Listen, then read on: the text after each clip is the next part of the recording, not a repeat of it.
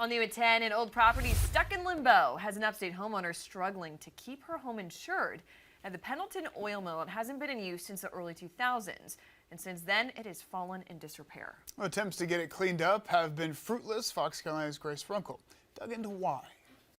The Pendleton oil mill used to be a sign of economic growth in the town of Pendleton, but now all that remains are piles of rubble and half-demolished buildings. It's been like this for almost a year, and one homeowner tells us she's running out of time to get it taken care of.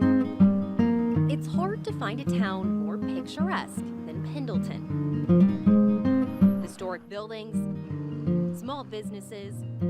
For Amy Trick, it's the dream location. Come here, baby. I just love how charming it is. We have an amazing town square, and in the past few years we've gotten so many amenities. So when a house hit the market, she put in an offer. I really love this town and was so excited to close on a house here to sort of set up a permanent home here. But in the years since, her dream has turned into a nightmare. It's a mess and it's unsafe. It's a fire hazard, and I think at this point it's sort of a public nuisance. The old Pendleton oil mill is deteriorating right next door. Piles of rubble, loose planks. It's not just an eyesore. Trick's home insurance carrier decided it's too big of a liability. They determined that the adjacent property to mine, that being the mill, made my home too high of a risk to insure. So in October of this year, I'm being dropped by my current insurer. When Trick first moved in, the mill was about to be demolished. Crews started, but didn't finish, leaving the property like this. Town Administrator Steve Miller says they've spent the last 7 years trying to clear the property. The county even came close to auctioning it off for delinquent taxes twice. But each time, the owner, John Sitton, made the payment just before the bidding. Miller says they haven't had the funds to go after the owners in court until now. They've set aside $50,000 for legal fees. Our attorney is talking to their attorney at least every other week at this point. Sitton has talked with the town in the past. We found an article from 2016 showing him speaking with the town council.